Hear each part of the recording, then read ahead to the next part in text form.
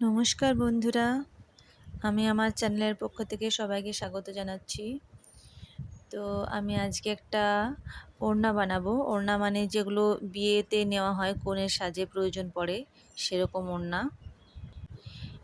খুবই ফ্যান্সি, দেখতে খুবই সুন্দর হয়। আর নেটটা খুবই সফট, আর ওড়নাটা ভীষণ দেখতে সুন্দর লাগবে। বেশ লম্বা ওড়নাটা হয়। তো আমি এরকম ওড়না তৈরি করি। এটা প্লেনের ওপর করছি।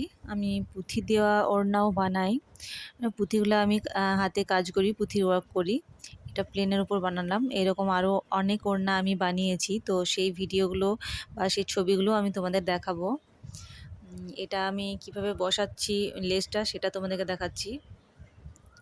প্রথমে ধারের অংশটা আমি জয়েন্ট করে নিই, চারদিকটা। এই কোণাটা এইভাবে মুড়ে নিই। দেখো কীভাবে কোণাটা মুড়ছি। তো কোণাটা মোড়া হয়ে গেলে চারদিকটা এভাবে একবার সেলাই দিয়ে নিই। তারপর আরেকটা রাউন্ড সেলাই দেব ভিতর দিকে, না হলে ঠিক ভালোভাবে বসবে না লেসটা। বাঁকুড়া জেলার খাতড়াতে আমাদের একটা মেকআপ স্টুডিও আছে, বধুয়া মেকওভার্স। তো বধুয়া মেকওভার্সের তরফ থেকেই আমি এই ওড়নাগুলো বানাই। এরকম অনেক ওড়না আমি আগেও বানিয়েছি, দেখো কেমন লাগছে।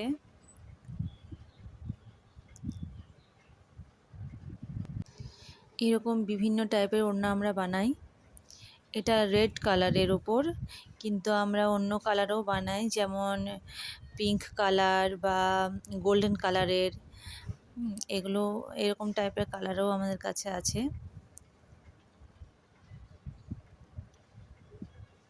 আমার ভিডিওটি ভালো লাগলে অবশ্যই আমার চ্যানেলটি সাবস্ক্রাইব করবে আর লাইক করবে। আমার নেক্সট ভিডিওগুলি যদি দেখতে চান তবে চ্যানেলটি অবশ্যই সাবস্ক্রাইব করবেন। এরকম আরও অনেক নতুন নতুন ভিডিও আপনারা দেখতে পাবেন।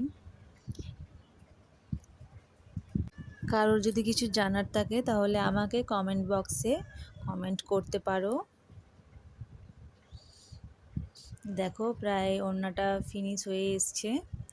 তো ধারের দিকটা আমি সেলাই দিচ্ছি। এবার কিন্তু ধারের দিকটা দেওয়ার পর ভিতর দিকটাও সেলাই দিয়েছি। এই দেখো ওড়নাটা প্রায় রেডি হয়ে গেছে। এই দেখো কি সুন্দর, খুবই পাতলা এবং দেখতে ভীষণই ফ্যান্সি লাগছে। টাটা।